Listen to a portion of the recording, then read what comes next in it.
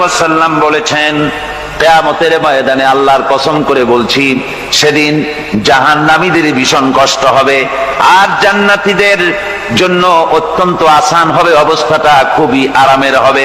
নবীজি বলেন, এক ফরজ নামাজ, এক ওয়াক্ত ফরজ নামাজ আদায় করতে যে সময়টুকুন লাগে, কিয়ামতের মাঠের এই সময়, এত বড় বিরাট লম্বা সময়, জান্নাতীদের জন্য এরকম হালকা হয়ে যাবে। সুবহানাল্লাহ। হযরত আবু সাঈদ খুদরী রাদিয়াল্লাহু তাআলা হাদিস কেন বর্ণনা করেছেন, এক ওয়াক্ত নামাজ, একটা ফরজ নামাজ পড়তে যতটুকুন সময় লাগে, এতটুকুন সময়ের ভেতরে জান্নাতীদের কারবার শেষ হয়ে যাবে। সুবহানাল্লাহ বিহামদি। আর ওদের কারবার তো শেষই হবে না। وَيَوْمَ تَشَقَّقُ السَّمَاءُ بِالْغَمَامِ وَنُزِّلَ الْمَلَائِكَةُ تَنزِيلًا। ওরা ফেরেশতা দেখতে চায়। সেদিন আসমান সমূহ বিদীর্ণ হয়ে মেঘ পুঞ্জ বেরিয়ে আসবে, আত্মপ্রকাশ করবে। তার ভেতর থেকে ফেরেশতারা ক্রমাগত নাজিল হতে থাকবে। আর অবস্থাটাই হবে, আল মুলকু ইয়াউমাইযিনিল হাক্কু লিররহমান ওয়া কানা ইয়াওমান আলাল কাফিরিনা আসীরা। আর সেদিনে বাদশাহী হবে কেবলমাত্র রহমানেরই। ওয়া কানা ইয়াওমান আলাল কাফিরিনা আসীরা। আর সেই কিয়ামতের দিন, সেই সময়টা হবে কাফেরদের জন্য বড়ই কঠিন। এখানে কিয়ামতের কিছু কথা বলা হচ্ছে, কিছু আভাস দেওয়া হচ্ছে যে আসমান সমূহ বিদীর্ণ হয়ে মেঘ পিণ্ড বেরিয়ে আসবে এবং তার থেকে ক্রমাগত ফেরেশতারা নাজিল হতে থাকবে। আল্লাহর হাবিব বলেছেন, কেউ যদি কিয়ামতের দৃশ্য দেখতে চায়, সেজন্য সূরা ইযা শামসু কুবিরাত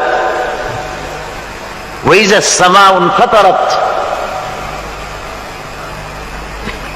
ইযা সামাউ শাক্কাত, এই সূরাগুলি যেন পড়ে, তাহলে কিয়ামতের দৃশ্য তার চোখের সামনে প্রতিভাত হবে।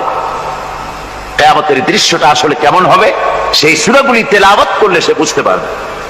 যেমন আল্লাহ পাক বলছেন, إذا السماء فطرت وإذا الكواكب انتثرت وإذا البحار فجرت وإذا القبور بعثرت।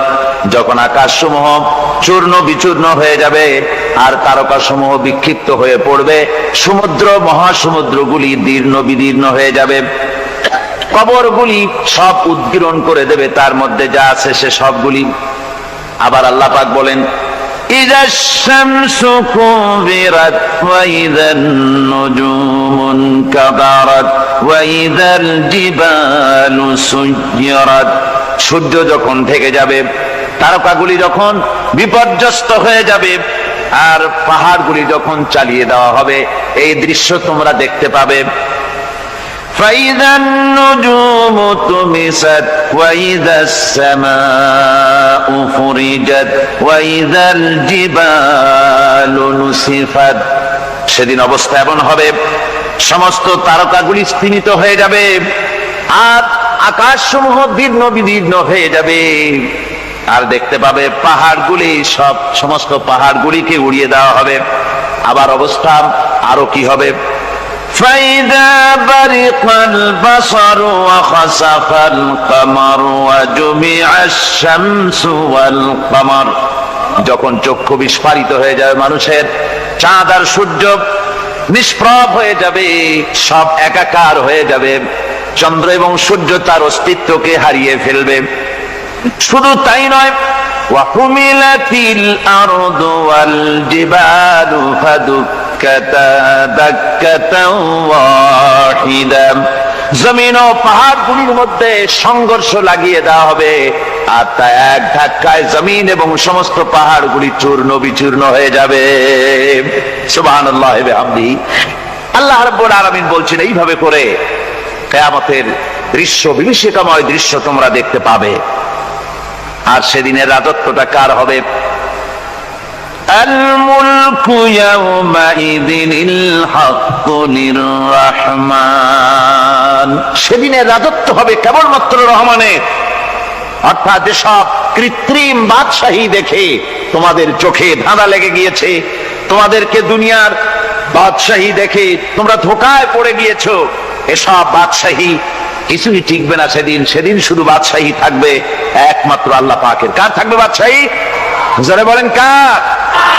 আল্লাহ রাব্বুল আলামিন যখন কিছুই থাকবে না ঘোষণা করবেন লিমানিল মুলকুল ইয়াউম লিল্লাহিল ওয়াহিদুল কাহ্হার।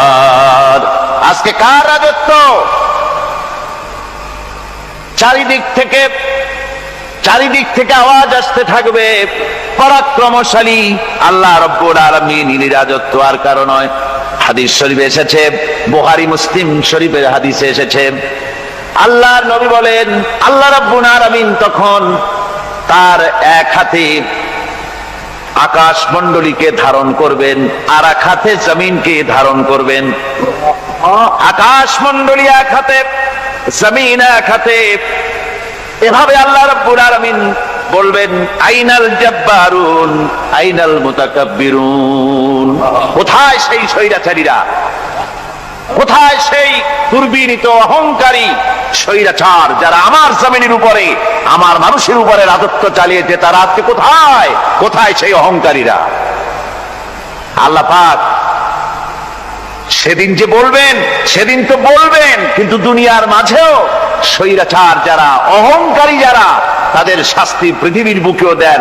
আর সেদিন তো দিবেনই। কত স্বৈরাচার আমরা দেখলাম, কত অহংকারী দেখলাম, যাদের তর্জনী হেননে লক্ষ কোটি কোটি মানুষ উঠতো আর বসতো।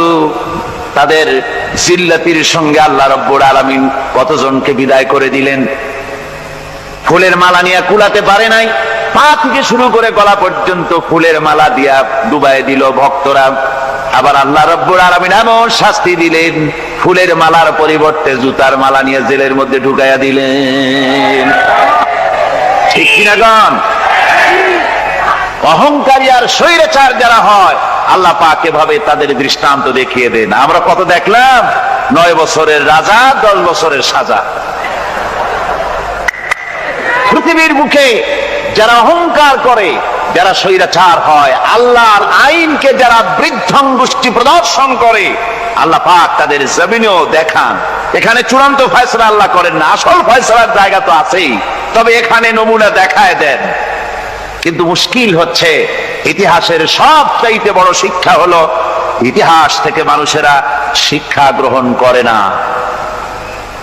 একজনে যে কাম করে বিপদে পড়ে, আর একজন এসে আবার সেই পথেই অগ্রসর হয়, নিশ্চিত মৃত্যুর পথে।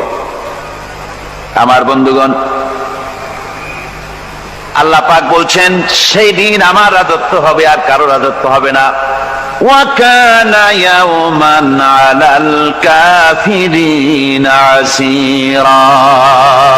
আর ওই দিনটা, ওই কিয়ামতের দিন হবে কাফেরদের জন্য সবচাইতে কঠিন। সবচাইতে কঠিন হবে কাদের জন্য? কাফেরদের জন্য। কাফের কারা? কাফের হচ্ছে তারা যারা নাকি আল্লাহর আইনকে অস্বীকার করেছে, আল্লাহকে অস্বীকার করেছে, আল্লাহর আইনকে অস্বীকার করেছে। ওরা কি? কাফের। কুফর শব্দের অর্থ হচ্ছে গোপন করা। এই জন্য অন্ধকার রাতকে আরবিতে কাফের বলা হয়েছে, অর্থাৎ যা সব জিনিসকে অন্ধকার দিয়ে ঢেকে দেয়। তো কুফর হচ্ছে সেই জিনিস যা মহাসত্যকে ঢেকে দেয়, সত্যকে, মহাসত্যকে ঢেকে দেয় যে জিনিস, সেটাকে কুফর বলা হয়। আর এই কাফের অন্ধকারে ঘুরে মরে, সে কোন আলোর খোঁজ পায় না। আল্লাহ রাব্বুল আলামিন বলেন, কাফেরদের কথা এখন শোনাচ্ছেন আল্লাহ পাক, والذين كفروا أولياؤهم الطاغوت يخرجونهم من النور إلى الظلمات। যারা কাফের, যারা কুফরি অবলম্বন করেছে, তাদের সাহায্যকারী আর পৃষ্ঠপোষক হচ্ছে তাগুত। তাগুত বলা হয় সেই শক্তিকে যে শক্তি শুধু নিজেই আল্লাহর আইন অমান্য করে বসে থাকে না, বরং অন্যদেরকেও আল্লাহর আইন অমান্য করতে বাধ্য করে। ওদেরকে আরবিতে কি বলা হয়? তাগুত বলা হয়।